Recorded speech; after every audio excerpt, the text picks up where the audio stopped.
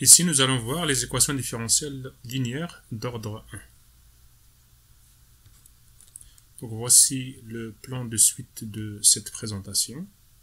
Donc, on va commencer par la définition.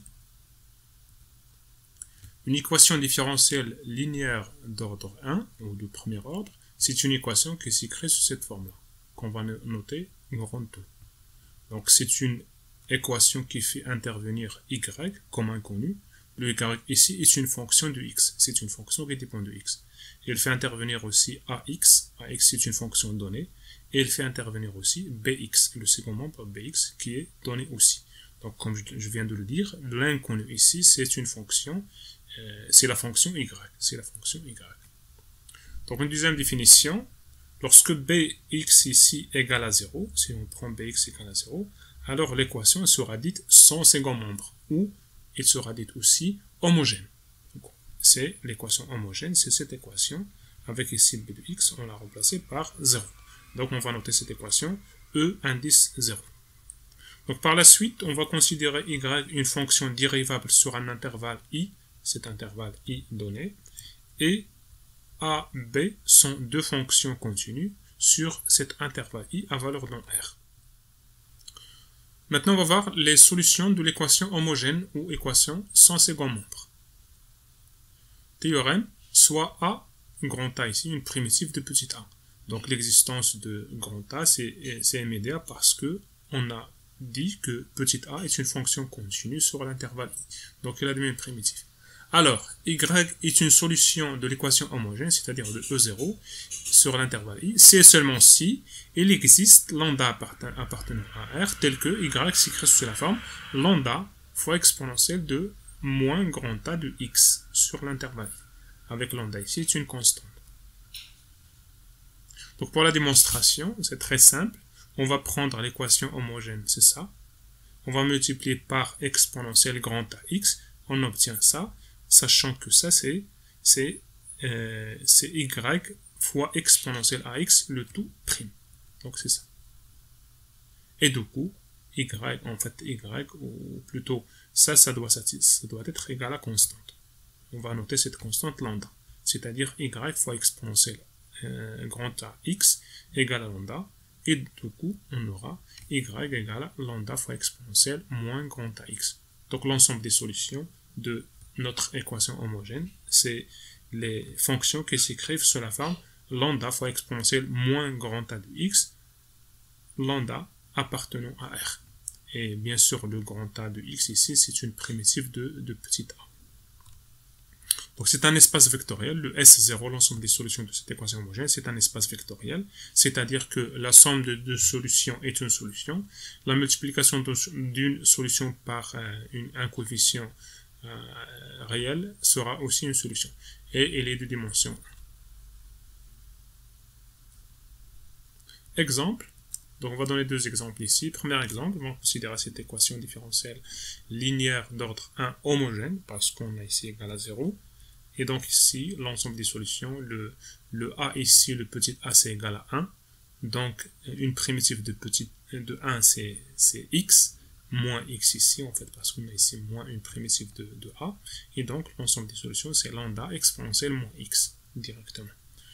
Deuxième exemple plutôt, 1 plus x carré fois y prime, plus 4x fois y égale à 0. Donc, il faut faire très attention ici parce que le a, ce n'est pas 4x, mais c'est plutôt 4x divisé par 1 plus x au carré. Parce qu'ici, en fait, les solutions qu'on a vues tout à l'heure, c'est pour un coefficient de y' égal à 1. Et donc, pour avoir ici le coefficient de y' égal à 1, on doit diviser par 1 plus x au carré. Donc, on obtient a de x égale 4x sur 1 plus x au carré. Donc, une primitive de ça, c'est 2 ln de 1 plus x au carré. Et donc, ça c'est grand A, 2 ln de 1 plus x au carré plus une constante. Et du coup, l'ensemble des solutions, c'est lambda fois exponentielle moins grand A, c'est-à-dire moins 2 ln de 1 plus x au carré, ce qui peut s'écrire aussi sous la forme lambda fois 1 sur 1 plus x au carré. Et du coup, l'ensemble des solutions s'écrit sous cette forme. Donc pour les équations avec second membre maintenant, c'est-à-dire b de x différent de 0. Dans ce cas-là, on va considérer toujours grand A une primitive de petit a sur l'intervalle i. On note yp une solution particulière de l'équation E, c'est-à-dire c'est une solution qu'on connaît dès le départ. On suppose connaître. Alors, y est une solution de E sur l'intervalle i, c'est seulement si il existe lambda appartient à R, tel que y s'écrit sous la forme de cette solution particulière plus lambda fois exponentielle moins grand A du x, c'est-à-dire les solutions de l'équation homogène. Donc, il suffit de connaître une solution particulière pour en connaître toutes les autres. Donc, pour la démonstration de le sens direct, donc supposons que y est une solution de l'équation E, donc il satisfait ça. Et bien sûr, on a yp est aussi solution, donc il satisfait E aussi. Donc maintenant, on va faire la différence entre ça et ça. Donc on va faire ça moins ça, ça donne alors y moins y prime, on va utiliser la linéarité de la dérivée, donc ça c'est prime, plus ax fois y moins yp égale à 0, c'est-à-dire bx moins bx égale à 0. Ce qui veut dire que y moins yp est une solution de l'équation homogène. Et cela veut dire que y moins yp égale à lambda fois exponentielle de moins grand A du x. Et du coup, on obtient grand S, c'est y, enfin bien sûr, y s'écrit sous la forme yp, c'est pas grand S, mais plutôt c'est y, s'écrit sous la forme yp plus lambda exponentielle moins grand A de x avec lambda appartient à R. Pour le sens inverse, c'est évident, il suffit de remplacer. Donc, supposons que y s'écrit sous cette forme-là. Si on remplace dans E, on va trouver le résultat directement. On va donner, donc, bien sûr, ici, il suffit, comme je l'ai dit tout à l'heure, il suffit de trouver une solution particulière pour en déduire toutes les autres solutions. Donc, maintenant, le problème, c'est de comment trouver une solution particulière de E. Comment trouver yp. Donc, c'est ce qu'on va voir par la suite. Donc, la méthode générale, c'est ce qu'on appelle la méthode de variation de la constante. Dans cette méthode, on va considérer, ou plutôt on va chercher la solution yp sous cette forme-là. Donc, yp est une solution particulière. Donc, le yp qui est donné par cette expression-là, lambda de x fois exponentielle moins grand A de x, avec lambda de x est une primitive de bx exponentielle grand A de x. Donc, ce yp est une solution particulière. Il faut faire attention ici. Là, il s'écrit sous la forme des solutions de l'équation homogène, mais ici, le lambda est une fonction de x. Il dépend de x. Donc, pour la démonstration, c'est très simple. On va juste remplacer le yp dans l'équation E.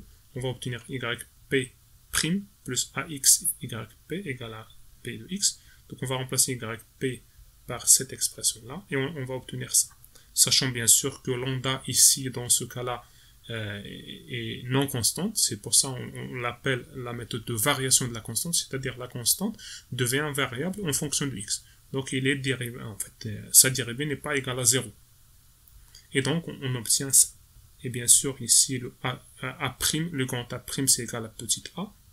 Et donc ce terme-là, on a moins lambda fois petit a, exponentielle moins a. Et ici, on a lambda fois a fois exponentielle moins a, mon grand A. Donc ça disparaît avec ça.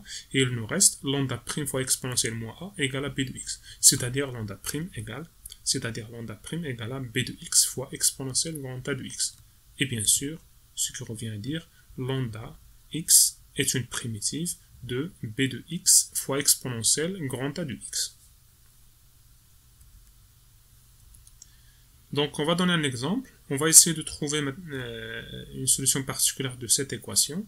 Donc, cette équation, le second membre ici, c'est exponentielle moins x, cosinus de x.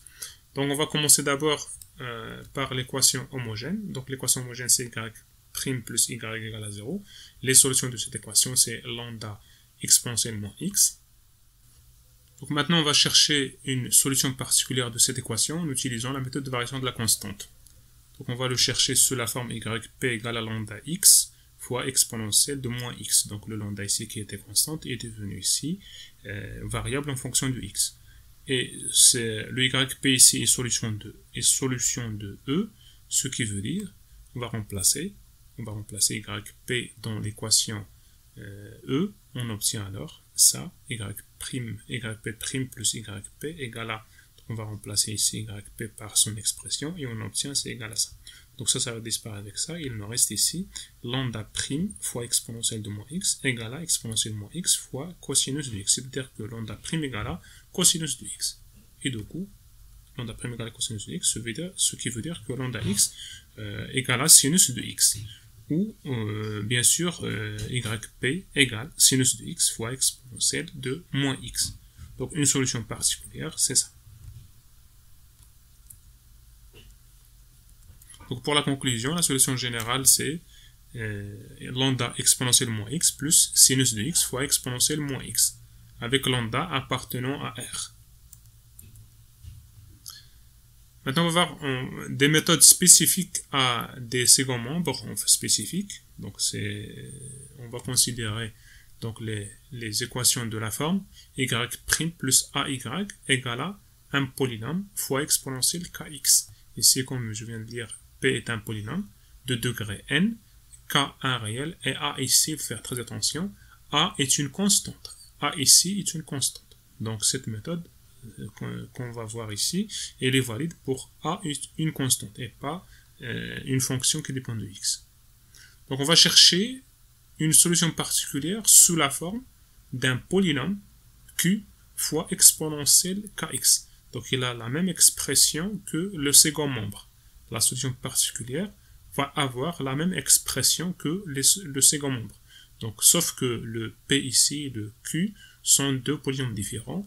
Et donc, leurs degrés se ressemblent. On va voir en fait dans quel cas le degré de Q égale à n et dans quel autre cas égale à n plus 1. Donc, Q est un polynôme à coefficient dans R, comme P. Et les deux degrés inférieurs ou égal à n, c'est-à-dire le degré de P, si K, le K ici, est différent de moins A. De moins A ici, de A.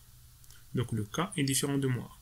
Et sinon, si il est égal à moins K, le degré de Q sera égal à n plus 1. Sera égal à n plus 1. Donc comme exemple, on va prendre cet exemple-là, y' plus 2y égale à x carré moins x plus 1. C'est comme si ici je fais fois exponentielle 0 fois x. Le k ici c'est égal à 0. Le k égale à 0. Et bien sûr le k 0 différent de moins 2. Différent de moins 2. Donc ici je vais chercher une solution particulière sous la forme d'un polynôme de degré 2. Mais avant ça on va donner la solution de l'équation homogène. L'ensemble des solutions de l'équation homogène c'est ça. Ils ont cette expression-là. Et donc, on va chercher une solution particulière sous la forme d'un polynôme de degré 2, alpha x au carré plus bêta x plus gamma, fois exponentielle 0x, bien sûr, en fait, le k ici égale à 0, donc c'est 1.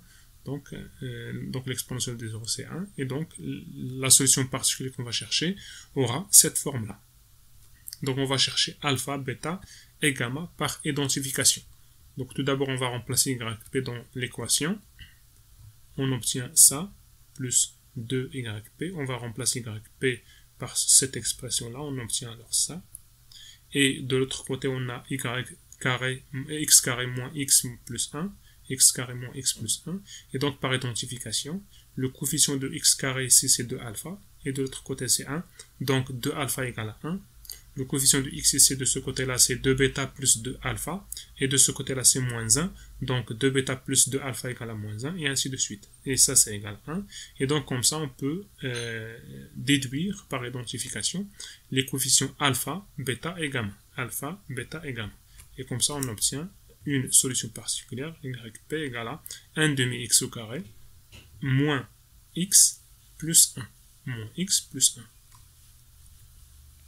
Et donc, comme conclusion, l'ensemble des solutions, c'est lambda exponentielle moins 2x, c'est les solutions de l'équation homogène, plus la solution particulière qu'on vient de trouver. Donc là, les autres membres spécifiques qu'on va voir, c'est un polynôme fois cosinus kx ou un polynôme fois sinus kx. Dans ce cas-là, on va utiliser la première méthode, c'est la méthode qu'on vient de voir, mais pour chercher une solution complexe YC de cette équation. cette équation, c'est y' plus AY égale à P fois exponentielle. On voit ici qu'on a revenu à l'exponentielle, mais ici, au lieu de K, on a I fois K, le I complexe. I fois K fois X. Et donc ici, une solution de l'équation avec cosinus, ça sera la partie réelle de YC, et une solution particulière de l'équation avec sinus, ça sera la partie imaginaire de YC. Donc on va donner un exemple ici. On va prendre y' moins y égale à x cosinus de 2x. Donc on va remplacer x cosinus de 2x. Mais avant ça, on va donner l'équation, les solutions de l'équation homogène. L'équation homogène, c'est ça. Donc, les solutions, c'est lambda exponentielle de x. Et donc, pour x cosinus de 2x, on va le remplacer par x exponentielle de 2ix. X exponentielle de 2ix. On va chercher une solution complexe de ça. On va le chercher, comme tout à l'heure, en fait, on a ici 2i ici est différent de 1. En fait, parce que là, le 2i est différent de 1, on va chercher un polynôme de degré 1, de même degré de p, c'est-à-dire alpha x plus bêta. Le alpha x plus bêta ici, donc on va chercher alpha et bêta de complexe. On va remplacer yc dans l'équation complexe, dans cette équation, bien sûr. On obtient alors ça. Et du coup, on a le second membre, c'est ça. Et par identification, donc on peut simplifier par E2ix. Et par identification, on peut obtenir alpha et bêta. Et donc on obtient YC égale à ça. Ça, c'est la solution complexe. Donc on va prendre maintenant la partie réelle, sa partie réelle. Donc ça, c'est l'équation, la solution partielle de l'équation complexe. Et sa partie réelle, c'est ça. Ça sera la solution particulière, ça sera une solution particulière de l'équation E, de notre équation E. Et du coup, on aura comme conclusion S, l'ensemble des solutions, c'est lambda exponentielle x plus la solution particulière qu'on vient d'obtenir. Maintenant, on va voir le principe de superposition. Théorème, soit A, B1, B2, deux fonctions continues, trois plutôt fonctions continues sur l'intervalle i. Donc si y1 et y2 sont deux solutions particulières respectivement, donc y1 solution particulière de cette équation avec comme second membre b1 et y2 de la même équation mais avec second membre b2, alors alpha 1 fois y1 plus alpha 2 fois y2 est une solution particulière sur l'intervalle i de cette équation avec comme second membre alpha 1 fois b1 plus alpha 2 fois b2. Donc pour tout alpha 1, alpha 2 appartient à R. Donc c'est très simple, on va utiliser la linéarité de la dérivée. Donc on a ça égale à B1, donc je multiplie par alpha 1, j'obtiens ça. Ça égale à B2, je multiplie par alpha 2, j'obtiens ça. Et je fais la somme et j'obtiens alors le résultat. Donc comme exemple d'application, on va considérer cette équation. C'est y' moins 3y égale 2 cosinus hyperbolique de 3x. Donc on va remplacer en fait la solution de l'équation homogène, c'est ça, c'est lambda exponentielle 3x. On peut constater que 2 cosinus hyperbolique 3x c'est égal à exponentielle 3x plus exponentielle moins 3x. Et donc on va chercher deux solutions particulières, y1 solution de ça, exponentielle 3x comme second membre, et y2 solution particulière de cette équation avec comme second membre exponentielle moins 3x. Donc on a ici y1 égale à, on va le chercher sous la forme alpha x plus bêta exponentielle 3x. Pourquoi ici alpha x plus bêta? Ici on a le polynôme, il est de degré 0, mais ici on va chercher un polynôme de degré 1. Pourquoi? Parce qu'ici on a le 3 égale à moins 3 ici. Et donc le Q ici, il est de degré de P plus 1. Degré de P plus 1.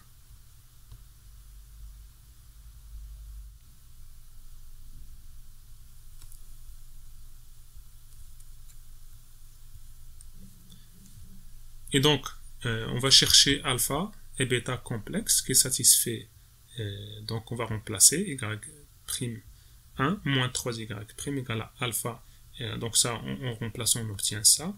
Et c'est égal à exponentielle 3x, donc l'exponentielle 3x. Et donc par identification, on va trouver alpha et bêta, et on obtient alors alpha égale à 1 Et on peut prendre alors y1 égale à x fois exponentielle 3x. y1 égale à x fois exponentielle 3x. Pour la deuxième, y2, ça sera sous la forme alpha fois exponentielle moins 3x. Parce que ici, moins 3 est différent de moins 3, c'est-à-dire de 3.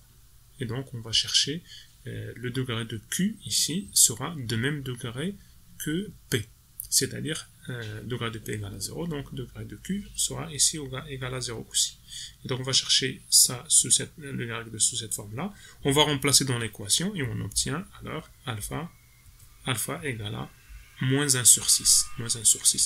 Et du coup, on obtient une solution particulière de notre équation qui sera la somme des deux solutions particulières, c'est-à-dire x fois exponentielle 3x moins 1 sur 6 exponentielle moins 3x. Donc c'est ça notre solution particulière. Et du coup, l'ensemble des solutions de notre équation, c'est lambda plus x exponentielle 3x moins 1 sur 6 exponentielle moins 3x, avec lambda appartient à R. Donc, comme dernière partie de ce chapitre, c'est les problèmes de raccord. Donc on va l'expliquer à travers un exemple. Donc on va chercher par exemple ici une solution dérivable sur R de cette équation. Le problème ici, c'est que A n'est pas défini en 0. Donc c'est pour cela en fait on va avoir un problème en 0, on doit étudier le problème en 0. Donc, soit la solution générale, donc pour R plus étoile, on a cette solution comme solution générale, c'est une équation homogène, donc là, une primitive de 1 sur x au carré, c'est moins 1 sur x, avec le moins, donc ça fait moins 1 sur x ici. Et donc, ça, c'est une solution.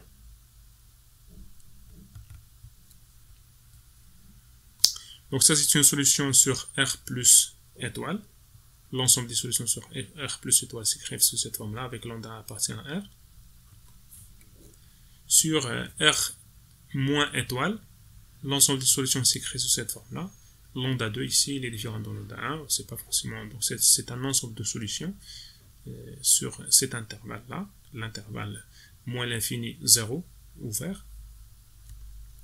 Maintenant, le problème en 0. Est-ce qu'on a continuité en 0? Est-ce que la solution est continue en 0? Donc pour cela, on va étudier la limite à gauche et la limite à droite de y. Donc la limite à droite de y, c'est égal à 0. Lorsque x tend vers 0, la limite ici, lambda 1 fois exponentielle de moins 1 sur x, c'est égal à 0. Donc ça, cette limite, c'est égal à 0. En y plus. En 0 plus. Et pour la limite à gauche, c'est égal à ou bien 0, ou bien plus ou moins l'infini. Donc il est égal à 0 si lambda 2 égale à 0. Si lambda 2 égale à 0, donc y égale à 0, donc sa limite, ça sera aussi égal à 0 en 0. Mais si lambda 2 est différent de 0, alors la limite sera égale à plus l'infini si lambda 2 est strictement positif, ou moins l'infini si lambda 2 est strictement négatif. Donc le seul cas où on a continuité, ici en 0, c'est que si lambda 2 égale à 0. Donc c'est le seul cas où on peut obtenir une solution continue. C'est lorsque lambda 2 égale à 0. Maintenant pour la dérivabilité en 0, c'est pareil. On a y' de côté positif, c'est égal à ça. Et donc sa limite, c'est égal à 0 tout le temps. Et pour R étoile moins, l'expression de la dérivée, c'est ça. Et la limite, c'est ou bien égal à 0 si lambda 2 égale à 0, ou c'est plus ou moins l'infini sinon. Et donc le seul cas où on a la dérivée à gauche égale à la dérivée à droite, la dérivée à droite égale à la dérivée à gauche, c'est lorsque lambda 2 égale à 0. Donc comme conclusion, les solutions de cette équation qui sont dérivables sur R, c'est ceux qui s'écrivent sous cette forme-là. Égale à lambda fois exponentielle moins 1 sur x, si x appartient à R plus étoile, et 0 sinon. Et donc comme ça se termine cette séance sur les équations différentielles linéaires d'ordre